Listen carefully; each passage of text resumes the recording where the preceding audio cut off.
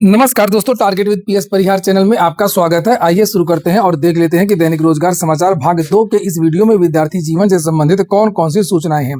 तो वीडियो को जल्दी से लाइक कर दें, शेयर कर दें और जिन छात्रों ने चैनल को अभी भी सब्सक्राइब न किया हो तो जल्दी से सब्सक्राइब कर लें ताकि आप लोगों को इसी प्रकार की ऑथेंटिक और सॉलिड अपडेट से सबसे पहले मिलती रहे। आज की वीडियो में जो प्रमुख सूचना है वो पीसीएस की है। इसके अलावा भी अन्य भर्तियों की भी बहुत सारी महत्वपूर्ण सूचनाएं हैं, इसलिए आप लोग वीडियो को लास्ट तक देखिएगा।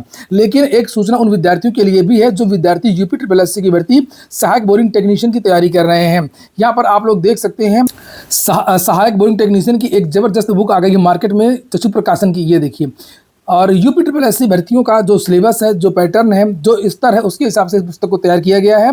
इस पुस्तक में आप लोगों को 25 प्रैक्टिस सेट मिलेंगे और ये देखिए सभी प्रश्नों की विस्तृत व्याख्या दी जाएगी। इसमें जो 16 मार्च को इसका सिलेबस जारी हुआ था, जिसमें आधार सुरक्षा, विद्युत की मौलिक अवधारणाएं, इंजीनियरिंग धातु जो भी चीज़ें थी, सारी चीज़ें कवर की गई।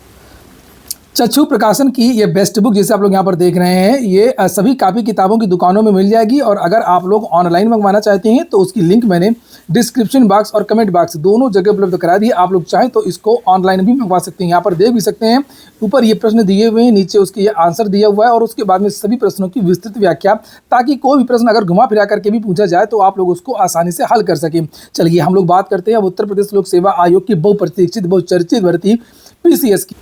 लेकिन पहले मेरे कल के वीडियो देख लीजिए। मैंने कल के वीडियो में ही आप लोगों को पीसीएस 2026 नोटिफिकेशन के बारे में जानकारी दी थी, जिसे आप लोग यहाँ पर देख सकते हैं। मैंने आप लोगों को ये कहा था कि आने वाले 1 या 2 दिन में ही अब पीसीएस का जो नोटिफिकेशन है वो जारी हो सकता है। पहले चर्चाएं थी कि जून लास्ट में या 2 जुलाई के आसपास इस भर्ती का नोटिफिकेशन जारी हो सकता है, लेकिन जानकारी अब ये मिली है पीसीएस का जो नोटिफिकेशन है जल्द ही आपके सामने आ सकता है। ये मैंने कल आपको बताया और जो सूचना मैंने कल आप लोगों को दी थी वो सूचना 100% हमेशा की तरह सही निकली और ऐसा होता भी है। और जितनी भी ज़्यादातर जो सूचना है आप लोग गौर करिएगा, आज के समाचार पत्रों में जितनी भी जानकारियाँ दी गई हैं और कल रात तक मैंने वो सारी जानकारियाँ अलग अलग वीडियोस के माध्यम से दे दी थी, चाहे वो टीजीटी पीजीटी को लेकर के हो या लोक सेवाओं की भर्ती पीसीएस वगैरह को लेकर के भी हो। यहाँ पर लिखा हुआ है कि पीसीएस 2026 के 750 पदों के लिए आवेदन जल्द होगा। उत्तर प्रदेश लोक सेवा आयोग की सबसे प्रतिष्ठित पीसीएस की तैयारी करने वाले प्रतियोगी छात्रों का इंतजार इसी सप्ताह खत्म हो जाएगा। सम्मिलित राज्य प्रवर अधीनस्थ सेवा परीक्षा पीसीएस 2026 के लिए इसी सप्ताह आवेदन जारी होगा। अच्छी बात यह है कि लोक सेवा आयोग को अब तक 750 पदों का अधियाचन मिल चुका है। उम्मीद है कि पीसीएस 2026 की प्रारंभिक परीक्षा का परिणाम जारी होने से पहले रिक्तियों की संख्या और बढ़ेगी। सूत्रों के अनुसार विज्ञापन को मंजूरी मिल चुकी है और कुछ पदों के लिए आ रही ऑनलाइन आवेदन की तकनीकी अड़चन को दूर करके 1 या 2 दिन में ही इसका नोटिफिकेशन जारी हो सकता है।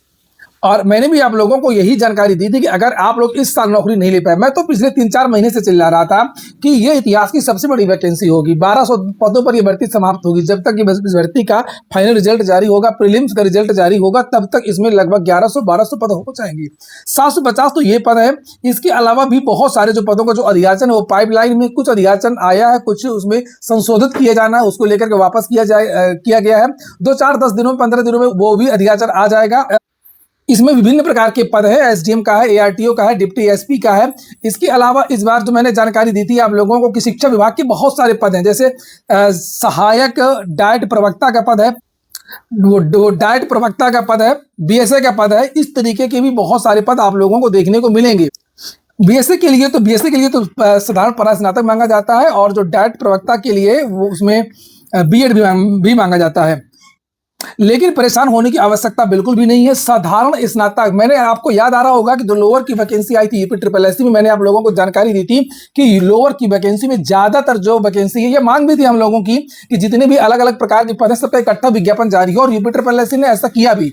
ज्यादातर जो लोअर की वैकेंसी आई है, जिसकी लास्ट डेट कल है 25 से 16 पदों पर, उसमें भी ज्यादातर जो पद है वो साधारण स्नातक के लिए ही है। जो विद्यार्थी बीए पास है वो सारे विद्यार्थी वहां पर आवेदन कर सकते हैं। उसके बाद में इस पीसीएस में भी आप ये परेशान हो, बहुत सारे लोग वीडियोस बना रहे हैं, आपको भी जानकारियां दे रहे हैं कि नहीं डाइट प्रवक्ता की वैकेंसी है, बीएसए की वैकेंसी है और भी अलग अलग प्रकार की वैकेंसी है, सब रजिस्ट्रार वगैरह की।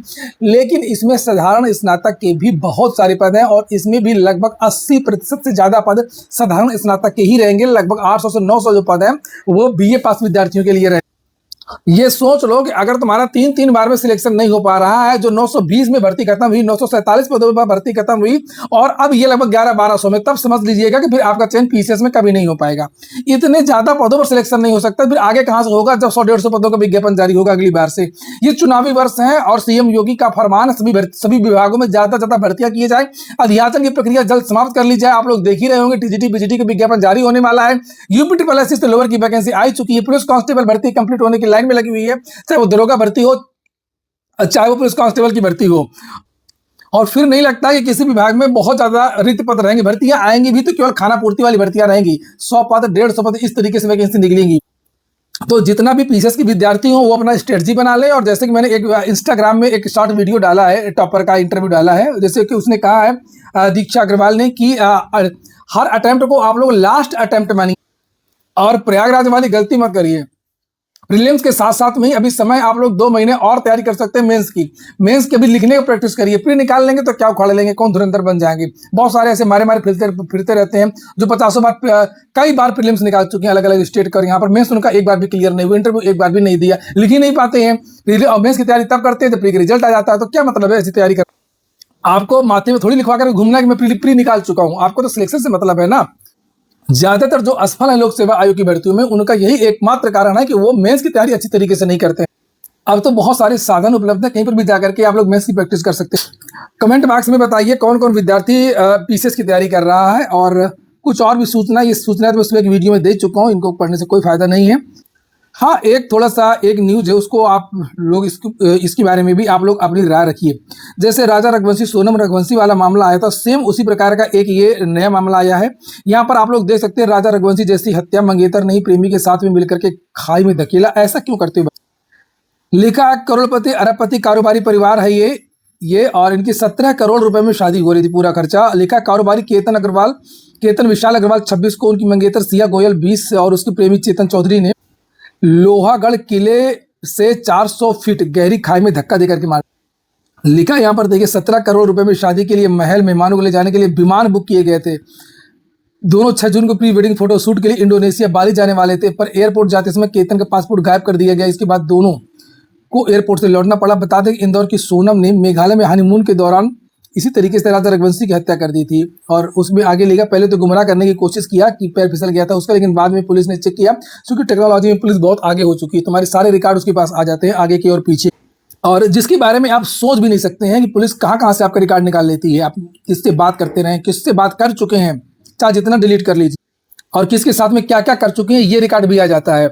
और वैसे ही जब इसने सिया ने बताया कि हम लोग घूमने गए थे, उसका खाई में पैर फिसल गया, वो गिर गया, पुलिस ने तुरंत इसका रिकॉर्ड निकाला, एक झटके में आ गया कि इसके साथ में कनेक्शन है और इसी वजह से इसने इसको धक्के देकर गिरा दिया। तो आप लोग बताइए इसके बारे में कुछ, आप लोग अपनी राय रखिए। और अगली जो सूचना है, टीईटी देने वाले शिक्षकों ने मांगा 1 दिन का अवकाश। शिक्षक तो हमेशा मांगते ही रहते हैं, कभी 1 दिन का अवकाश मांगेंगे, फिर किसी बार किसी गर्मी का अवकाश मांगने लगेंगे, फिर किसी और दिन का अवकाश मांगने लगेंगे। आखिरकार समझ में नहीं आता है कि शिक्षकों को कितना अवकाश चाहिए। अरे ले लो ना एग्जाम वाली छुट्टी, पैसे तो कटेगा 1 दिन का।